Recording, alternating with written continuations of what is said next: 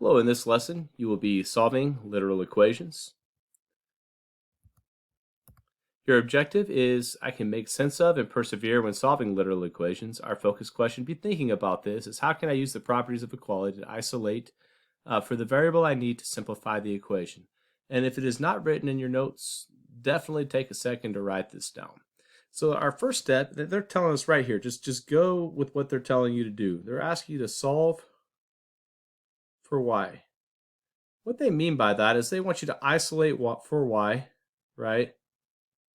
And get y by itself. Isolate y. Get it by itself. The problem with that is that we have 10 x's and 5 y's.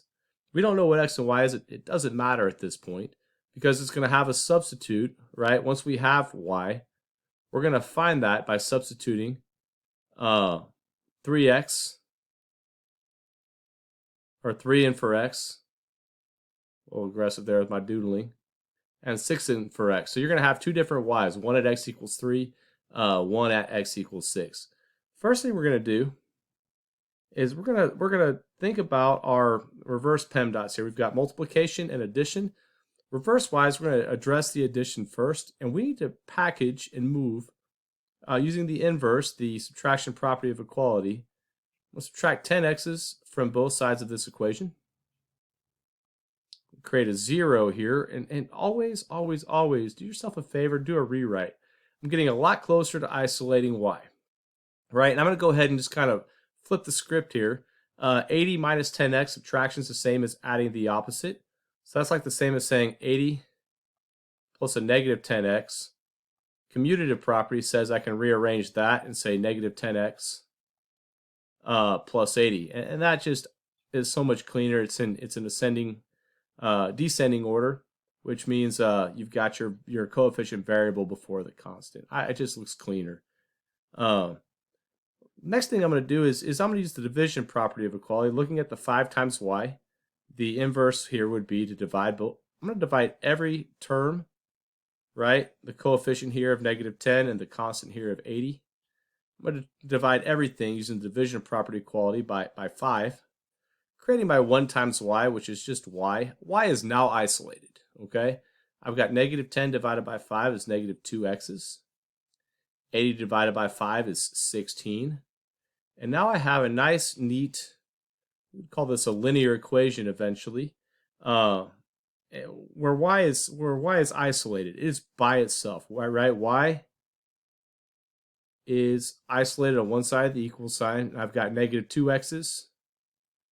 And an extra 16 whatever over here, right? Constant of 16. I'm going to go ahead and do this at x equals 3. Keep pushing the wrong button here. X equals 3. Okay? Which means I'm going to rewrite this equation over here by substituting a 3 in for x. And then once again, doing order of operations. You guys did this in 1.2 of chapter 1. Negative 2 times 3 is negative 6. Add 16, right? At x equals 3, 16 plus a negative 6 is going to be 10, which equals y. So at x equals 3, y equals 10. Okay, let's do the other one over here. So I'm going to use that same equation, y equals negative 2x plus 16. And we're going to say x for this one equals 6. So what is y when x equals 6? Y is, I'm going to go ahead and substitute that 6 in for x, negative 2 times 6 plus 16. Keep rewriting, negative 2 times 6 is negative 12. Plus 16, 16 minus 12, or 16 plus a negative 12. You have $16 and you spend $12 or something, you've got 4 left, equal to y. So at x equals 6, y equals 4. Connect those and let's go on to the next slide here. All right, now it gets a little bit trickier. So my question for you, right, there's no numbers at all. I'm going to tell you though, those variables stand for numbers, so it's going to behave the same way we would expect any equation, or at this case on the left side, variable expression to behave. My question for you, if I look at the ax and the bx, right? What variable, right? What factor being multiplied here do ax and bx have in common? I want you to think about this as I take out, right? Obviously, it's the x. I'm going to take out the x. Right, this x right here. I'm going to remove that. I'm going to put it out here, right? And ultimately, I'm doing that. I'm dividing, right? Ax by x. That's going to create a 1. Bx by x.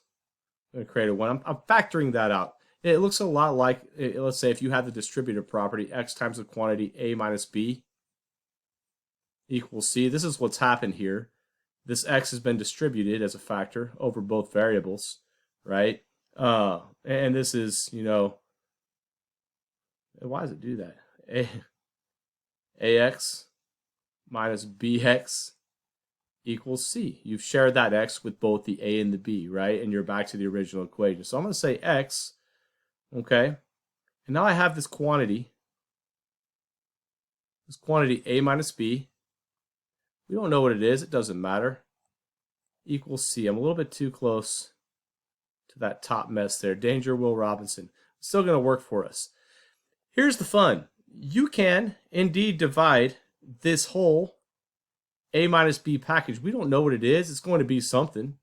Who cares if we don't know what it is? That whole a minus b package is some number, some difference, right? We don't know. We don't care. Let's divide all of it, right? Using the division property of equality, we're going to divide the c by that same quantity. Who knows? Who cares what it is? Anything divided by itself, doesn't matter if it's like 1 divided by 1 or x divided by x or the quantity a minus b divided by the quantity a minus b. Anything divided by itself is just going to be 1. That's the inverse. 1 times x is our identity property. It's going to be literally, you like how I'm saying literally? Doing literal equations. Get it? X equals c over the quantity a minus b. And that, my friends, is what x equals. We have solved for. We have, just like the last problem, isolated